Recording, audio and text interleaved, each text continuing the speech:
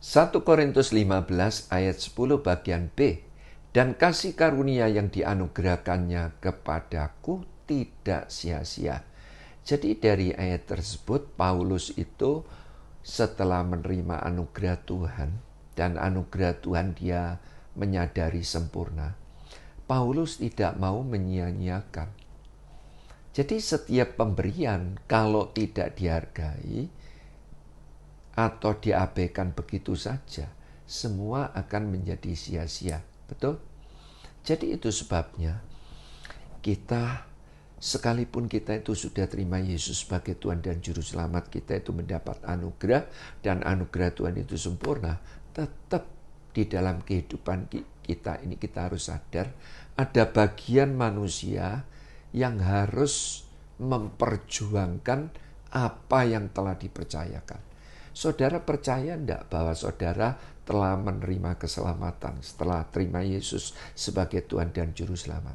Nah, kalau saudara percaya saudara sudah terima keselamatan, ya harus dijaga. Masa kita sudah terima keselamatan, tapi selingkuh jalan terus? Kira-kira kita bisa tetap mendapat keselamatan enggak? Ya enggak mungkin. Betul enggak? Berbicara apa? Pekerjaan yang Tuhan percayakan juga harus diperhatikan, harus dirawat, harus diperjuangkan. Berbicara keluarga, rumah tangga yang dipercayakan juga harus dirawat, diperjuangkan, dipercayakan anak, dipercayakan istri, dipercayakan suami, harus diperjuangkan, dirawat, diperhatikan, dihargai. Nah, itu penting. Hari-hari ini banyak anak-anak Tuhan, mereka tidak mau memperjuangkan. Mereka malas, mereka tidak tertib, mereka tidak disiplin. Mereka menganggap kalau sudah dapat anugerah, ya itu sudah cukup. Nah, tidak boleh saudara.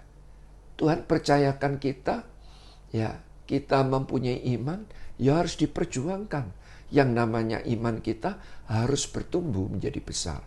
Tuhan percayakan pengetahuan wawasan kita juga harus di-upgrade. Tuhan percayakan karakter kita juga harus berubah. Harus menjadi seperti Tuhan Yesus. Loh, kan begitu. Jadi sampai hari ini Tuhan itu ya di dalam hal memperjuangkan, Tuhan memang berkehendak supaya kita apapun yang Tuhan percayakan kita harus memperjuangkannya. Ya, baik keluarga, keuangan, ya semuanya yang ada pada kita yang adalah milik Tuhan itu harus diperjuangkan, dihargai, dirawat, harus begitu. Jadi itu penting. Contoh kita diberi tubuh, kalau kita tidak jaga, ya makan kita tidak tertib. Kita tidak pernah jaga untuk kesehatan kita. Dan kalau sakit gimana? Kita yang rugi. Betul tidak? Nah, jadi itu sebabnya. Apapun yang Tuhan telah percayakan, kita harus perjuangkan. Kita harus hargai. Kita harus rawat. Amin. Kita harus perhatikan. Itu. Ya.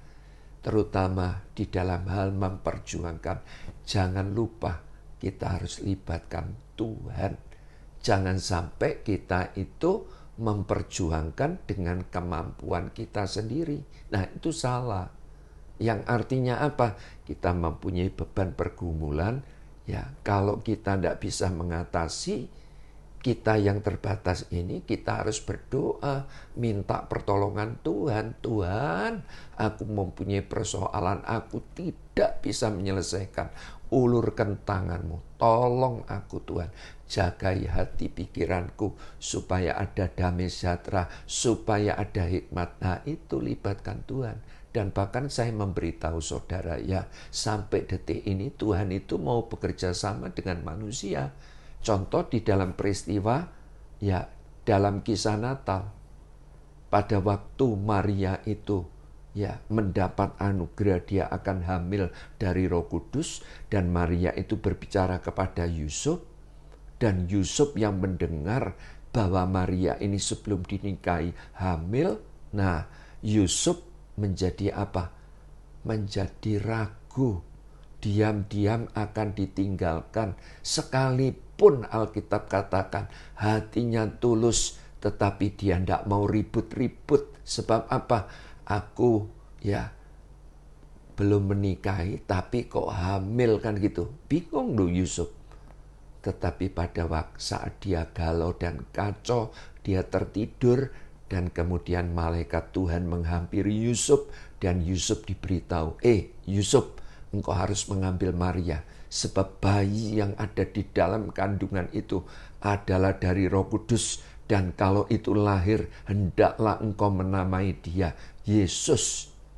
Nah, sebab oleh karena Yesuslah dunia ini akan diselamatkan. Puji Tuhan. Setelah Yusuf mendapat petunjuk daripada malaikat Tuhan, dia mau mengambil Maria. Bukti bahwa Tuhan itu mau bekerja sama dengan manusia. Jadi itu sebabnya kehidupan saudara dan saya setelah saudara terima Yesus sebagai Tuhan dan Juru Selamat, kita mendapat anugerah, tetap ada bagian yang harus kita perjuangkan. Amin. Dan kalau kita berjuang, jangan lupa libatkan Tuhan. Dan sebagai kesimpulan, berarti kita yang telah menerima anugerah Tuhan ini tadi, sekalipun secara fakta kita harus berjuang, tetap hidup Kristen harus penuh sukacita. Sebab Alkitab katakan, Tuhan Allahmu ada di antaramu sebagai pahlawan yang akan memberikan kemenangan. Dan ia bergirang karena engkau dengan sukacita. Ia membaharui engkau dalam kasih-Nya. Ia bersorak-sorak karena engkau dengan sorak-sorai. Amin.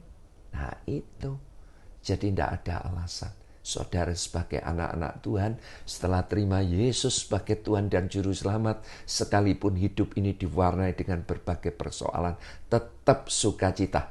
Sebab hati yang penuh sukacita, saya mau katakan, perkataan, pikiran, tingkah lakunya akan jadi berkat.